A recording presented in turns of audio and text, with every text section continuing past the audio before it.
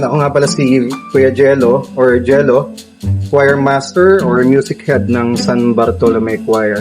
My name is Burns and I'm a member of San Bartolome Choir. Hi, ako si Gail Villarreal, isa sa mga alto na San Bartolome Choir. Hello, ako nga pala si Joanna Miras, pero mas madalas sila ang tawagin Miras kasi lagi akong may kapangalan. First of all, happy 24th anniversary sa San Bartolome Choir. Wow, ang tagal na. 24 years na naglilingkod sa simbahan. Well, dumating ako sa SBC. Magagaling naman na kayong lahat. Ang grupo ng SBC, madaling mag-adapt sa changes madaling i-train. Looking forward na tumagal pa ng mahabang panahon yung paglilingkod natin. Ang changes, laging kasama sa growth yan. And marami akong natutunan. So ano ba ang ibig sabihin ng San Bartolome Choir? So isa siyang grupo ng mga awit. So na nagsiserve po dito sa dambana ng Santa Ana. Actually, nung una, hindi ako talaga marunong kumanta. So na-develop lang siya. Siguro magsiserve ako dito sa San Bartolome Choir hanggang sa pagtanda ko or kung wala man ako sa next generation, sana dumami pa. So SBC, hindi lang siya organization sa simbahan kasi as SBC kasi para sa akin, naging second family ko na rin siya. Dati, humiyain ako. So, na-expose ako sa San Bartolome Choir. Mas naging confident ako sa pagsalita sa public. So, dito, kailangan consistent ka din para mag-improve ka sa pananaw mo sa buhay. Hindi lang siya basta kakanta ka sa Diyos. I-offer mo din yung sarili mo, yung mga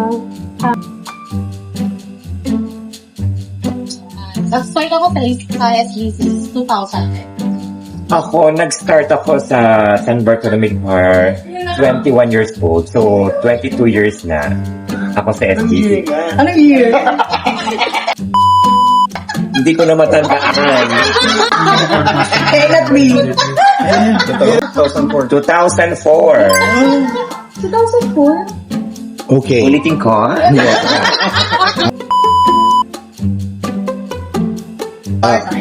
Okay, nag-start kami nung nag-disband yung dating choral before yung pinritan namin. And then we started 2003, April 2000. So, may mga pinatawag na mga youth, from different magluran, and then, yun, to the form with guidance of Kuya Man Lumagan.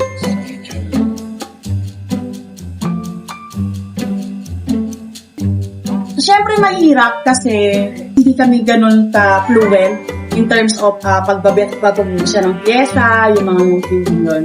Kanya-kanya kami. Tapos sa mismong misa, minsan ang kapela pa kami kasi nga walang nagtututol. So, napaka-dry ng misa kung tutusin. Kasi nga, kapela, tapos madaming nagsisimba, walang accompaniment. So, ang mahirap siya sa amin. Yun.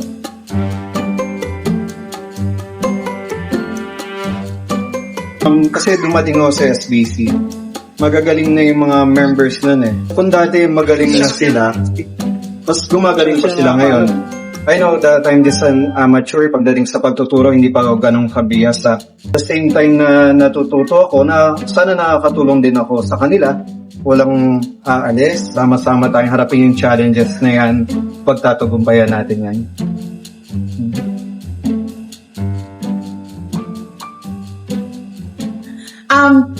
Ako as a president, nakikita ko sa SBC in the future na mas malaki pa yung i-improve niya kasi ngayon, since na sa tulong din ni Jello tsaka ng mga members, nagkakaroon kami ng planning. Ngayon, as nagkakaroon na kami ng planning, which is before, wala kasi nga gulo pa yung structure ng organization namin. So since ngayon, meron na kaming nag-build ng mga community, ng mga officer.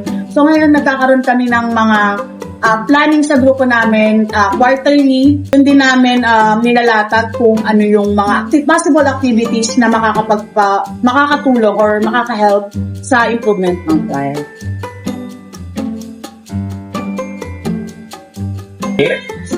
As a group kasi, pinatatag na kami ng panahon So, I think walang makakabuwag sa San Bartolome Choir. Walang sino man ang makakabuwag sa San Bartolome Choir. Matibay kami. Siguro ang masasabi ko na makakapagpabuwag ng grupo ng San Bartolome Choir is yung pag hindi na si Lord yung center lang, pag hindi na siya yung nagka-guide sa amin sa pagkanta. Kasi kaya kami nag-serve para sa kanya. Saka yung commitment din ng bawat member kapag siguro masyado na kami focus sa iba't ibang ano namin sa buhay,